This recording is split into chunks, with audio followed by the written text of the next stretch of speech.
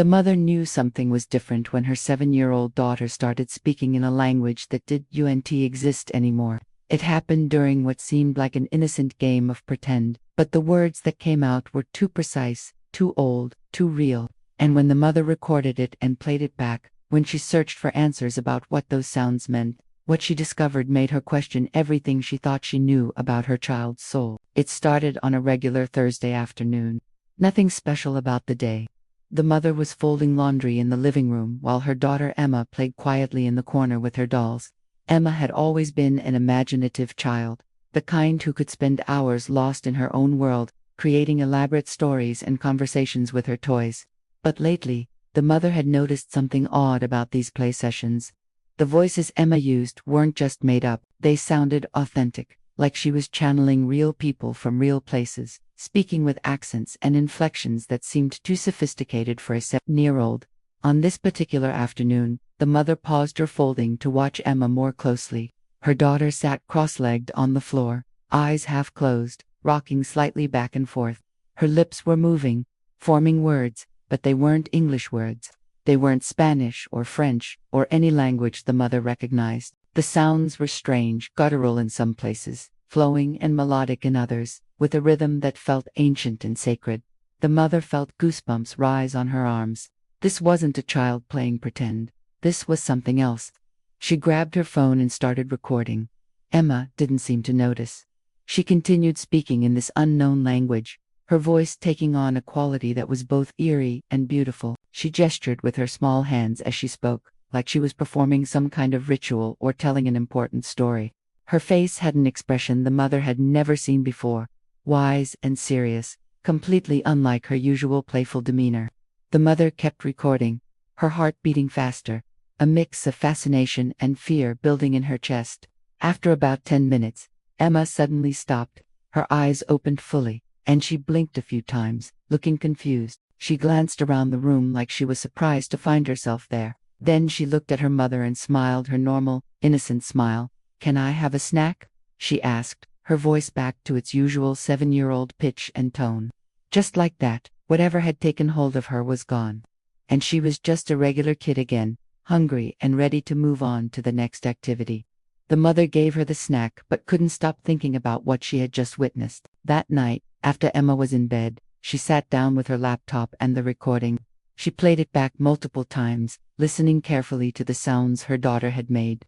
They definitely formed patterns, consistent phonetic structures, like an actual language rather than random babbling. But what language? Where had Emma heard these sounds? They didn't watch foreign films. They didn't have family members who spoke unusual languages. Emma went to a regular public school where everyone spoke English. The mother did what anyone in the modern age would do. She started searching online. She posted the recording in several forums dedicated to linguistics and ancient languages. She uploaded clips to social media, asking if anyone could identify what her daughter was saying. And then she waited, feeling slightly crazy for even entertaining the idea that her 7-year-old might be speaking a real language she had never been taught. The responses started coming in within a day. Most people were skeptical, suggesting it was just a child's imagination, or that Emma had heard something on TV and was mimicking it without understanding. But then came a message that changed everything. A professor of ancient languages from a university she had never heard of reached out privately. He said he needed to hear the full recording. He said that, from the clip she had posted, it sounded like his daughter might be speaking a dialect of ancient Sumerian, one of the oldest known languages in human history, dead for thousands of years. The mother's hands shook as she read the message. Sumerian, ancient Sumerian, how could that be possible? She sent the professor the complete recording and waited anxiously for his response. When it came 2 days later, his message was longer and more detailed. He confirmed that yes, her daughter was indeed speaking what appeared to be an archaic form of Sumerian. The grammar wasn't perfect, he noted, and some of the pronunciations were unusual, but the core vocabulary and sentence structure were unmistakably from that ancient language. He could even translate portions of what Emma had said. She had been talking about a temple, about offerings to the gods, about her duties as someone who served in this temple. The mother felt like the ground had disappeared beneath her feet. This wasn't possible. This couldn't be real. Children didn't just spontaneously speak dead languages. There had to be another explanation. but the professor gently suggested something that made her even more uncomfortable. He asked if she had ever considered that her daughter might be remembering a past life. He explained that he had come across a few cases over his career where children displayed knowledge of ancient languages they could impossibly have learned in their current lifetime. In each case, regression therapy had revealed memories of previous incarnations where those languages were spoken.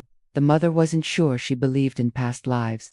She had grown up in a traditional religious household where reincarnation wasn't part of the doctrine, but she also couldn't ignore what was happening with her daughter. Over the next few weeks, the episodes continued.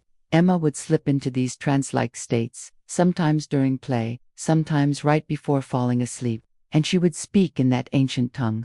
Sometimes she sang what sounded like hymns or chants. Sometimes she seemed to be having conversations with people who weren't there. And always, when she came out of it, she had no memory of what she had said or done. The mother started keeping a journal, documenting each episode. She noticed patterns. The trances often happened when Emma was relaxed and quiet, in that space between waking and sleeping. They never lasted longer than 15 or 20 minutes, and Emma always seemed peaceful during them, never distressed or scared. It was like some other part of her consciousness was taking over temporarily, using her voice to express something that needed to be expressed. The mother also began to notice other signs that Emma wasn't just an ordinary child. She had always been unusually empathetic, able to sense when someone was upset even if they were hiding it. She would have vivid dreams that sometimes seemed to predict future events in small ways.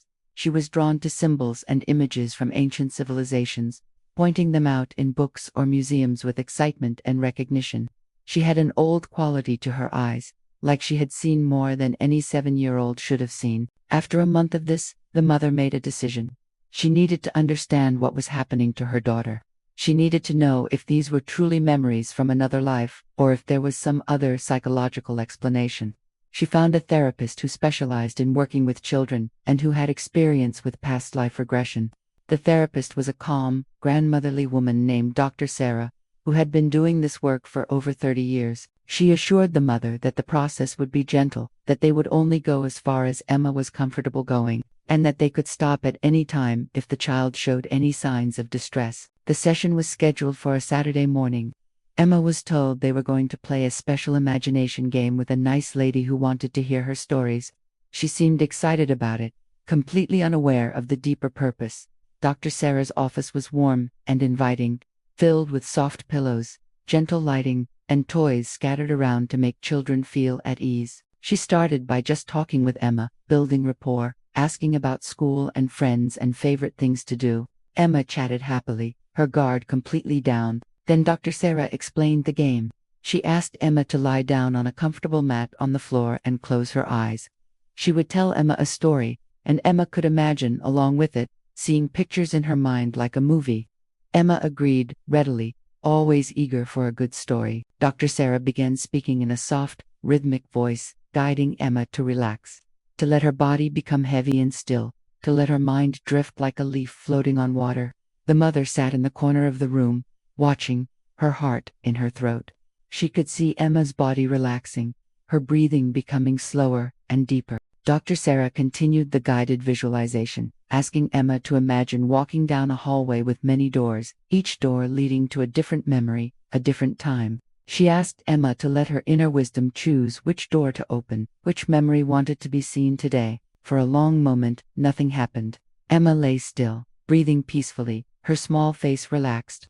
Then her eyes began moving rapidly beneath her closed lids, like she was watching something. Her fingers twitched, and when she spoke, her voice had changed. It was still a child's voice, but the tone was different, more formal, carrying a weight that didn't belong to a 7-year-old. "I am in the temple," Emma said, speaking in English now but with a strange cadence, as if translating from another language in her mind. "The morning light comes through the high windows. I can smell the incense burning. I can hear the priests chanting in the outer chamber. I am preparing the offerings for the goddess." Dr. Sarah asked gentle questions. "How old are you in this memory?"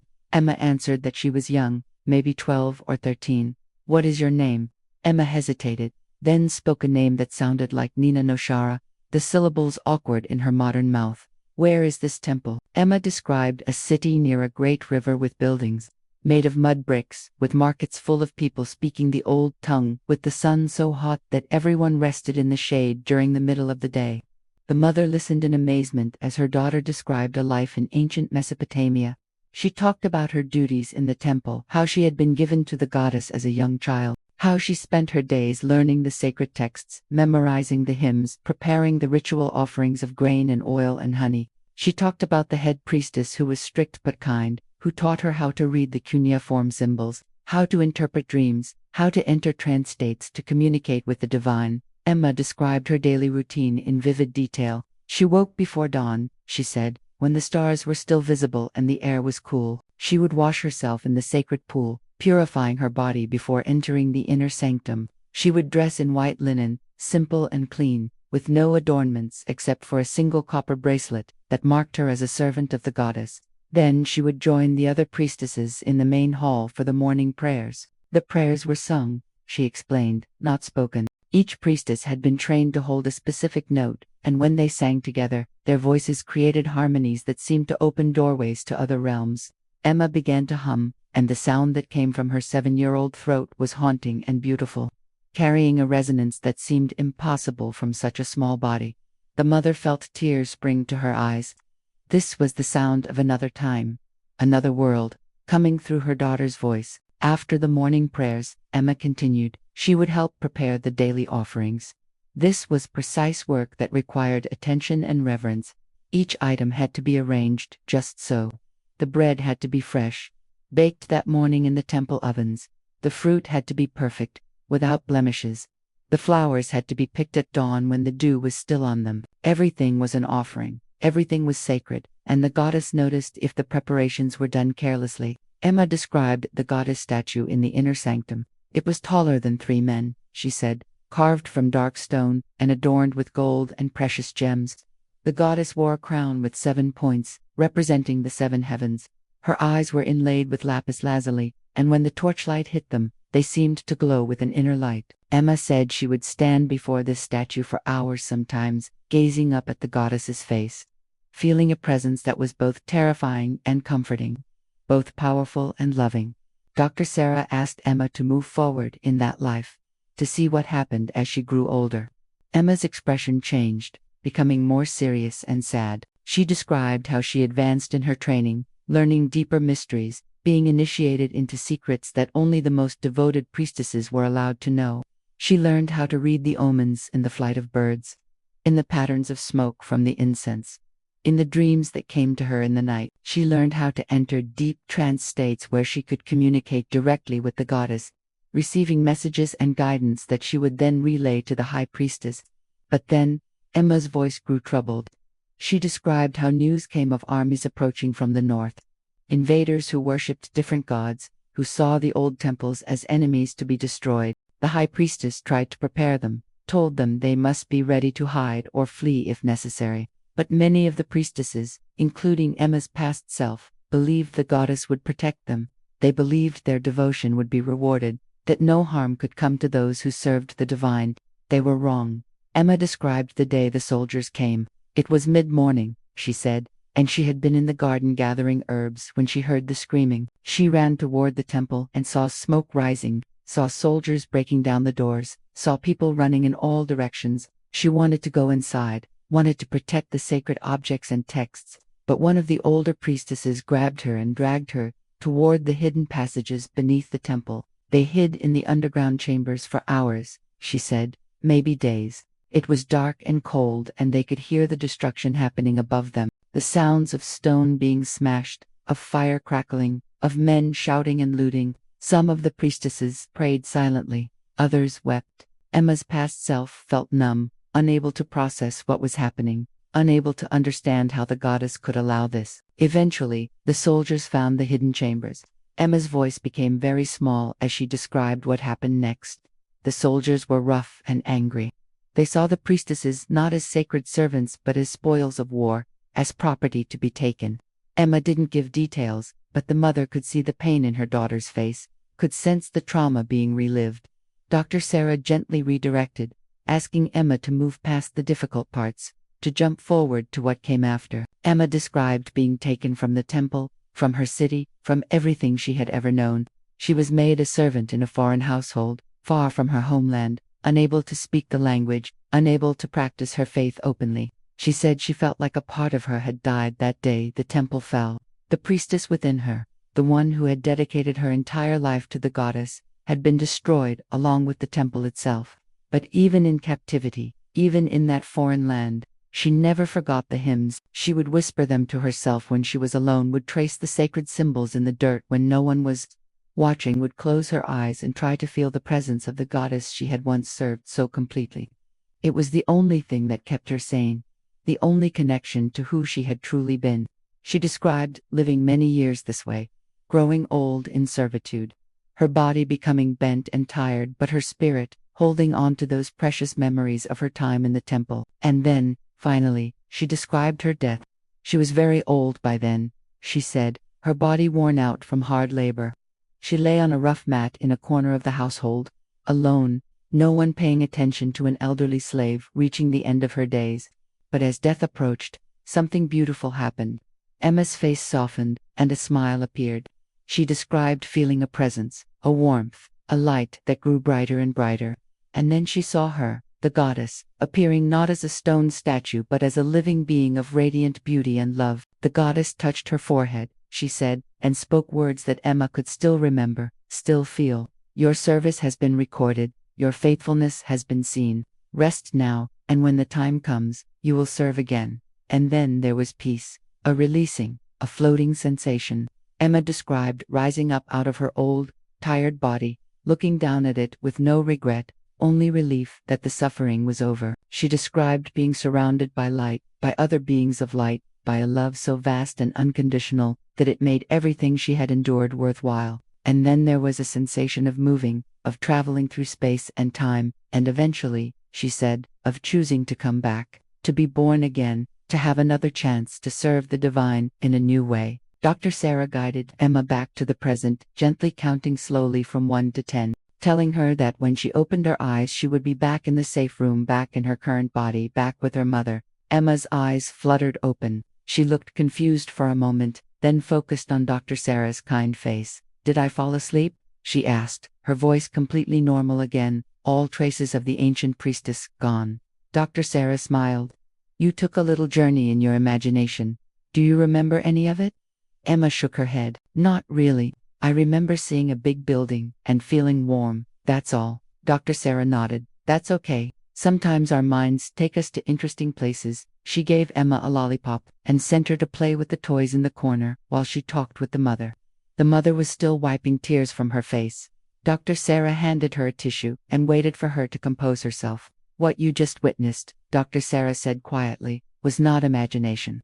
Your daughter accessed a genuine past life memory. The details she provided, the emotions she expressed, the way she described that ancient world, those aren't things a 7-year-old could fabricate. She was there. She lived that life. And for reasons we may never fully understand, that life is particularly present in her current consciousness." The mother wanted to deny it, wanted to find some rational explanation, but she couldn't. She had seen it with her own eyes, had heard her daughter speak with knowledge and emotion far beyond her years, had watched her describe a world and a life she could never have learned about from books or movies. It was real. Past lives were real, and her daughter carried memories from a time thousands of years ago. Dr. Sarah explained that this wasn't unusual, especially in young children.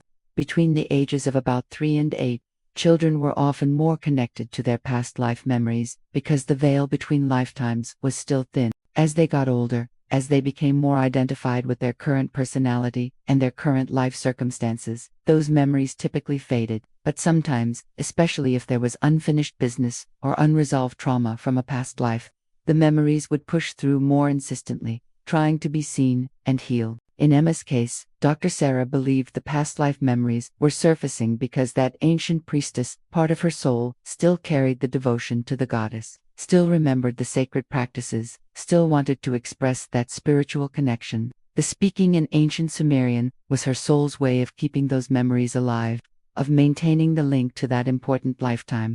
It wasn't harmful, Dr. Sarah assured the mother. In fact, it was quite beautiful. Emma was a very old soul who had carried sacred knowledge across multiple lifetimes. But the mother had questions. Why was this happening now? What was she supposed to do with this information? How should she handle the episodes when Emma went into trance? Dr. Sarah suggested that instead of being afraid or trying to stop the episodes, the mother should allow them. Create a safe space for Emma to express whatever needed to come through. Maybe light a candle, play soft music, let Emma know that it was okay to speak her ancient words, that she was safe and supported.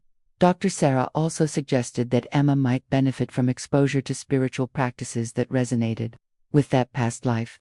Maybe learning about ancient civilizations, visiting museums with Mesopotamian artifacts, reading age-appropriate books about priestesses and goddesses. These things might help Emma integrate the past life memories in a healthy way, honoring that part of her soul without being overwhelmed by it. Over the following months, the mother did exactly that.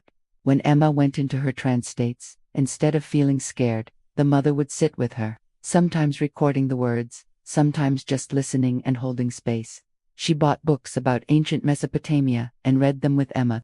They visited a museum that had a collection of Sumerian artifacts, and Emma stood transfixed in front of a clay tablet covered in cuneiform, her fingers reaching out as if she wanted to touch it, as if she remembered writing those very symbols. The mother also reached out to the linguistics professor again, sharing more recordings of Emma's speaking sessions. He was fascinated and began working on translations of everything Emma said.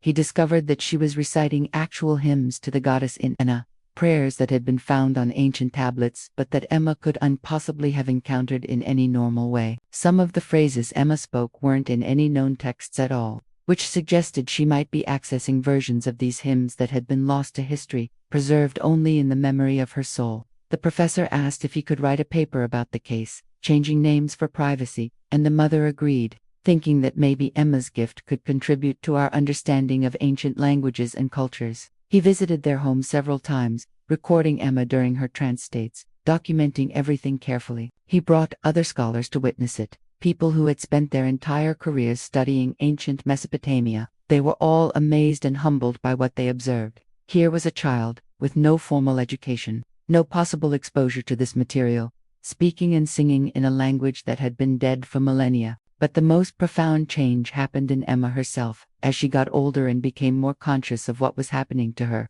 Around age 9, she started to remember the trance sessions. She would come out of them with flashes of memory, images of the temple, feelings of devotion to the goddess, awareness that she had been someone else in another time. At first, it scared her. She asked her mother if she was crazy, if something was wrong with her. The mother held her close and explained as best she could that Emma was special, that she carried memories from a previous lifetime, that this was a gift, not a curse. Emma struggled with it for a while, feeling different from other kids, worried that if anyone at school found out they would think she was weird. She went through a phase where she tried to suppress the trance states, tried to push away the memories and the ancient language, tried to be normal like everyone else, but the more she resisted, the more anxious and unhappy she became. It was only when she finally accepted this part of herself, when she stopped fighting it and started exploring it with curiosity rather than fear, that she found peace. By age 11, Emma had become quite sophisticated in her understanding of her past life connection. She read everything she could find about ancient Mesopotamia, about the role of priestesses, about the worship of Inanna. She felt a deep connection to goddess spirituality in general, and began exploring modern pagan practices that honored the divine feminine. Her mother supported her, even though it was far from their family's traditional religious background. She recognized that Emma was on her own spiritual path, guided by something deep within her soul. Emma also began to understand why this past life was so present for her in this lifetime. She realized that in that ancient life, her spiritual practice had been cut short by violence and upheaval. She hadn't been able to complete her training, hadn't been able to serve the goddess in the way she had intended, and so her soul had carried that unfinished business forward, waiting for another opportunity to express that devotion, to complete what had been interrupted. In this current lifetime, Emma didn't need to become a priestess in a formal sense. There were no more temples to Inanna, no more formal training in the ancient ways, but she could still honor that part of herself. She could still cultivate a relationship with the divine feminine. She could still use her gifts of intuition and spiritual sensitivity to help others. The form was different, but the essence was the same. As Emma entered her teenage years, The episodes of speaking in ancient Sumerian became less frequent, just as Dr. Sarah had predicted. The veil between lifetimes was thickening as Emma became more rooted in her current identity. But the knowledge remained. The connection to that ancient priestess self was still there, woven into the fabric of who Emma was. It informed her values, her interests, her sense of purpose. She knew, with absolute certainty, that she was here in this lifetime to do spiritual work, to help others connect with the sacred, to be a bridge between the ancient wisdom and the modern world. She started a blog as a teenager, writing about goddess, spirituality, about past lives, about the experience of being a young person carrying ancient memories. She was surprised by how many people resonated with her story. She received messages from other young people who also felt like old souls, who also had memories or dreams of previous lifetimes, who also felt called to spiritual service in some form. She realized she wasn't alone, that there were many others like her, carrying wisdom from the past into the present. The mother watched her daughter's journey with a mixture of awe and gratitude. What had started as a frightening mystery, a child speaking in unknown tongues, had blossomed into a beautiful expression of the soul's continuity across lifetimes. Emma wasn't just her 7-year-old daughter anymore. She was an ancient priestess, a devoted servant of the goddess, a wise soul who had chosen to incarnate in this modern time to bring forward something precious that had been nearly lost. The mother also reflected on her own growth through this experience.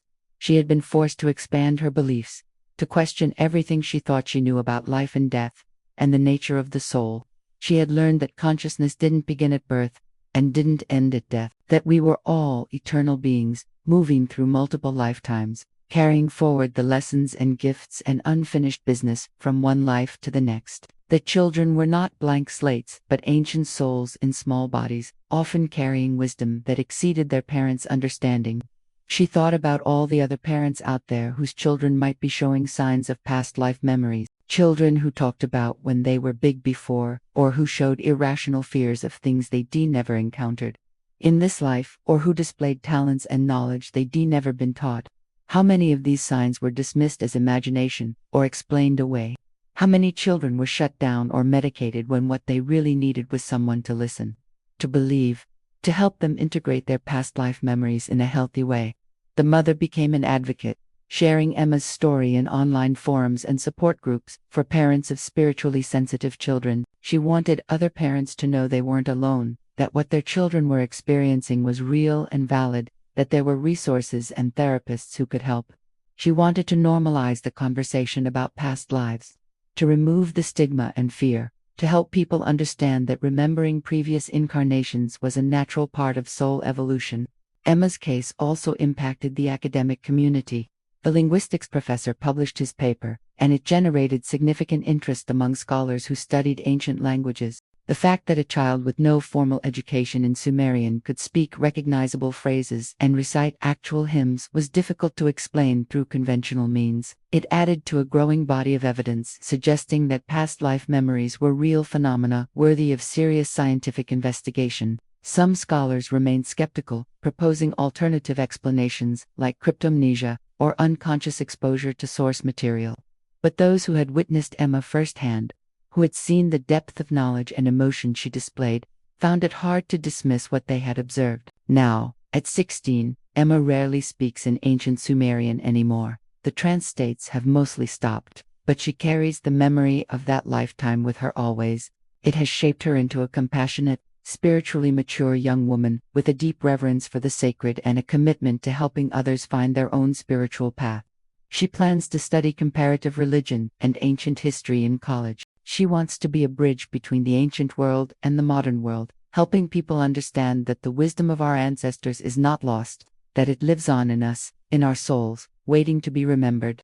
The mother looks at her daughter now and sees not just the child she gave birth to, but the priestess, the devotee, the ancient soul who chose to return to this world in a new body, carrying gifts from the past into the present, and she feels honored to be the one who was chosen to mother this remarkable being, to support her journey, to help her remember who she truly is beneath the surface of this current personality, because that's the real lesson in all of this. We are not just who we appear to be in this one lifetime. We are the sum total of all our lifetimes, all our experiences, all our growth across countless incarnations. And sometimes, if we're lucky, if the veil is thin enough, we get to remember, we get to access that deep well of wisdom and experience that our soul has been accumulating. And when we do, when we finally remember who we really are, everything changes. We stop being victims of circumstance and start being conscious participants in our soul's evolution.